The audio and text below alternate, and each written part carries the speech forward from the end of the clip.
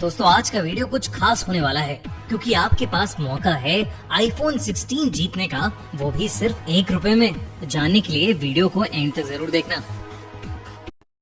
छलावे की रात, ट्रेन मुंबई से दिल्ली के लिए रवाना हो गई थी, पर काशी के माँ बाप को नहीं पता था कि उन्हें एक रात जयपुर में भी बितानी पड़ेगी, जो शायद उनकी जिंदगी की सबसे भयानक रात होगी।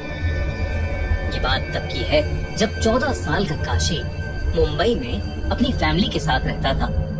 काशी के माँ बाप रमा और संजीव दोनों दिल्ली के रहने वाले थे और वो दोनों शादी के बाद काम के सिलसिले में मुंबई शिफ्ट हो गए थे। काशी दिल्ली बस एक ही बार गया था जब वो 5 साल का था।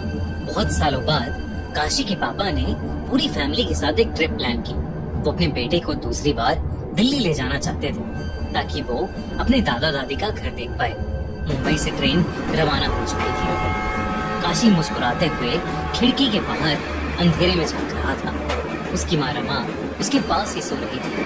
सोते हुए रमा को एक सपना आया। अपने सपने में रमा को अपना छोटा बेटा नितिन दिखा।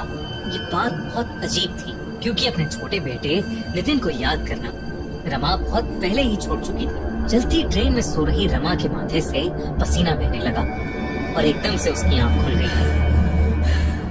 काशी के पापा संजीव ने जब अपनी बेबी रमा को देखा तो वो बहुत घबराई हुई लग रही थी। संजीव ने पूछा कि उसे अचानक क्या हो गया है, पर रमा ने किसी को कुछ नहीं बताया और चुपचाप खिड़की की तरफ मुंह करके बैठ गई। कुछ ही देर में ट्रेन जयपुर स्टेशन पर रुक गई, लेकिन ट्रेन में कुछ टेक्निकल परेशानी आ गई थी जिसकी वजह से सारे पैसेंजर्स को जयपुर में ही उतरना पड़ा, जिनमें काशी और उसकी फैमिली भी थी।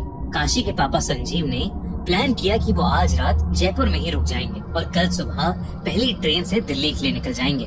रात के करीब 12 बज चुके थे और बहुत अंधेरा हो चुका था। काशी के पापा ने रेलवे स्टेशन के पास ही एक होटल ले लिया। ऊपर चलकर जैसे ही काशी ने रूम के अंदर कदम रखा तो उसके सर में एक बहुत जोर का चुभने वाला दर्द शुरू हो गया। काशी ने सोचा कि ये मामूली सा सरदर्द होगा और इसलिए अपनी माँ को बिना बताए वो बिस्तर पर सोने के लिए लेट गया। काशी और उसकी माँ रमा एक रूम में सो गए और उसके पापा दूसरे रूम में, लेकिन रमा को नींद ही नहीं आ रही थी। वो पूरे टाइम अपने छोटे बेटे नितिन के बारे में ही सोचती रही। जब काशी 5 साल का था तब उसकी फैमिली में उसके छोटे भाई का जन्म हुआ था जिसका नाम नितिन था, लेकिन नितिन के साथ एक बहुत बुरा हादसा हुआ था। 5 साल का काशी और करीबन 1 साल का नितिन अपने माँ बाप संजीव और रमा के साथ ऐसे ही ट्रेन से एक बार जयपुर जा रहे थे। काशी के पापा संजीव ने जयपुर से वापस लौटते हुए छोटे से नितिन को पूरे टाइम अपने हाथ में ही पकड़ रखा था और रात में करीब 2:30 बजे 2 मिनट के लिए संजीव की आंख लग गई। ट्रेन के छोटे से झटके से जब संजीव की आंख खुली तो नितिन उनके हाथ में नहीं था। ये देखकर संजीव ने जल्दी से रमा को नींद से उठाया और उसे सब कुछ बताया। फिर दोनों तुरंत नितिन को पूरी ट्रेन में ढूंढने लगे। वो अपनी आंखों पर बिल्कुल भी यकीन नहीं कर पाए जब उन्होंने नितिन को ट्रेन के खुले हुए गेट के पास बैठा हुआ देखा। किसी को कुछ पता नहीं था कि वो वहाँ कैसे पहुँचा। रमा और संजीव का दिल जोर जोर से धड़कने लगा और वो लोग जैसे ही नितिन की तरफ आगे बढ़े ट्रेन में एक और झटका लगा और नितिन ट्रेन के बाहर अंधेरे में गिरकर वहीं खड़ा हो गया। रमा की ये देखकर चीख निकल गई। दोस्तों अब मैं आपको बताता हूँ कि आप सिर्फ ₹1 में आईफोन 16 कैसे जीत सकते हैं। जैसे आप जानते ही हैं 29 मार्च को टाटा IPL मैच है गुजरात और मुंबई के बीच। आपको बस मैच शुरू होने से पहले डिस्क्रिप्शन और पिन कमेंट में दी गई लिंक से My 11 सर्कल ऐप डाउनलोड करके उस पर अपनी टीम बनानी है। ये देखो कैसे दिल्ली के जय कुमार प्रसाद ने थार जीती है, तो आप आईफोन तो जीत ही सकते हो। गिव अवे कॉन्टेस्ट को ज्वाइन करो और जीतो ब्रांड न्यू आईफोन 16 और इस कॉन्टेस्ट की फीस है सिर्फ ₹1 और ये कॉन्टेस्ट सिर्फ खूनी मंडे के सब्सक्राइबर्स के लिए एक्सक्लूसिव है और गुजरात वर्सेस मुंबई मैच के लिए ही वैलिड है। सिर्फ इतना ही नहीं, मेगा कॉन्टेस्ट में पार्ट लेकर आप जीत सकते हैं ₹3 करोड़ और एक थार, वो भी हर दिन। डिस्क्रिप्शन में दिए हुए लिंक से ऐप डाउनलोड करो और यूज करो हमारा कूपन कोड NECNEW और आपको डिपॉजिट करते ही मिलेगा 20% एक्स्ट्रा कैश। मैंने तो अपनी टीम बना ली है।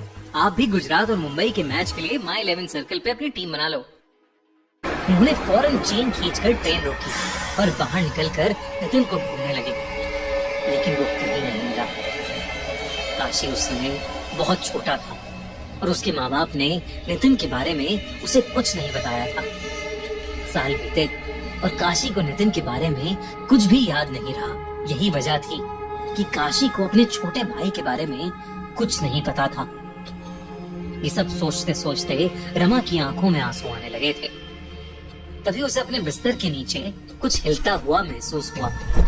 वो चुपचाप बिना हिले पता लगाने की कोशिश कर रही थी कि उसकी नजर दीवार पर टंगी घड़ी पर गई।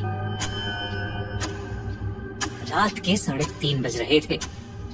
एकदम से होटल के रूम का टेम्परेचर गिरने लगा और रूम में बहुत तेज ठंड हो गई, जबकि बाहर गर्मी का मौसम था। रमा को जयपुर की गर्मी में तेज ठंड लग रही थी।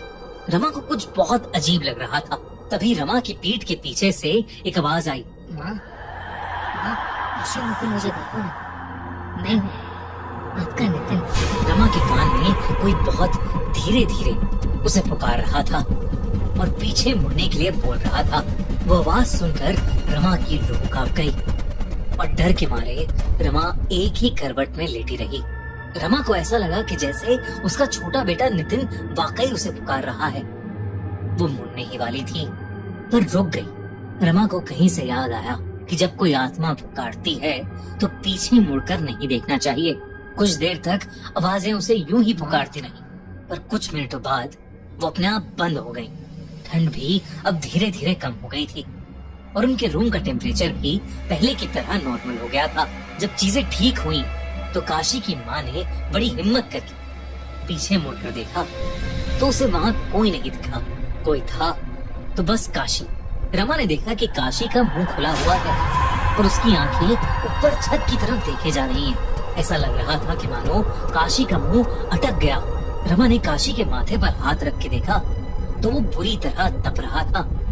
काशी को बहुत तेज बुखार था। रमा ने काशी को दवाई खिलाकर उसके माथे पर गीली पट्टियां रखी, लेकिन उसका बुखार उतर ही नहीं रहा था। फिर रमा ने दूसरे रूम में लेटे संजीव को उठाया और उसे सब बताया। जब रमा और संजीव वापस कमरे में आए तो उन्होंने देखा कि काशी जोरों से कपकपा रहा है। ऐसा लग रहा था कि जैसे उसे गुब्बारे पड़ रहे हों। अचानक से काशी की आंखें सफेद पड़ गईं और वो हवा में ऊपर झूलने लगा और तभी किसी बहुत ही छोटे बच्चे की हंसने की आवाज पूरे कमरे में गूंजने लगी।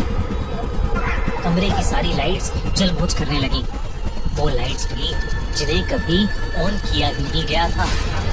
रमा और संजीव को कुछ समझ नहीं आ रहा था। संजीव जल्दी से होटल स्टाफ को चीखते हुए मदद के लिए बुलाने लगा।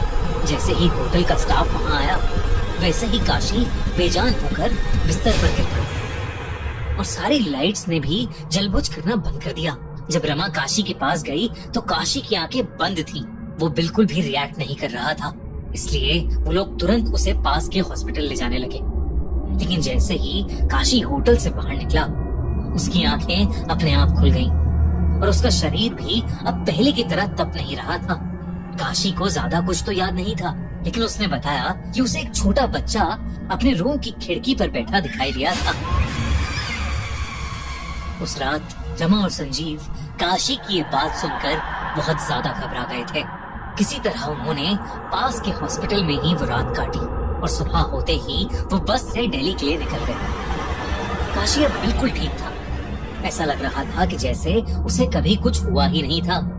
दिल्ली पहुंचने पर संजीव, काशी और रमा एक पंडित के पास गए और उन्होंने पूरी कहानी उन पंडित को बताई। पंडित ने काशी के माँ बाप को बताया कि कल जो भी रूम में आकर रमा को पुकार रहा था वो उनका छोटा बेटा नितिन नहीं था, बल्कि कोई और आत्मा थी जो उनकी दुख भरी याद का फायदा उठाकर अपना काम करवाना चाहती थी। उन्होंने काशी के सर पर हाथ फेरकर मुस्कुराते हुए बोला कि अब उन्हें कोई परेशान करने नहीं आएगा। पंडित ने आखिर में काशी के माँ बाप को अलग से भी बोला कि उनके छोटे बेटे नितिन की आत्मा अब भी उनके साथ है और हमेशा उन तीनों की रक्षा करती है। दोस्तों, डिस्क्रिप्शन और पिन कमेंट में दिए हुए लिंक से माई 11 सर्कल एप्लीकेशन डाउनलोड करना ना भूलें, जिसमें आप जीत सकते हो आईफोन 16 और मेगा कॉन्टेस्ट में 3 करोड़ तक जीत सकते हो। साथ ही साथ डिपॉजिट पर 20% एक्स्ट्रा कैश। मैंने तो अपनी टीम बना ली है, आप भी बनाओ और जीतो ढेर सारे प्राइजेस। दोस्तों कैसी लगी आपको ये कहानी? अगर आपको ये कहानी अच्छी लगी तो जल्दी से हमारे चैनल खूनी मंडे को सब्सक्राइब कर दीजिए और हाँ, बेल आइकन दबाना मत भूलना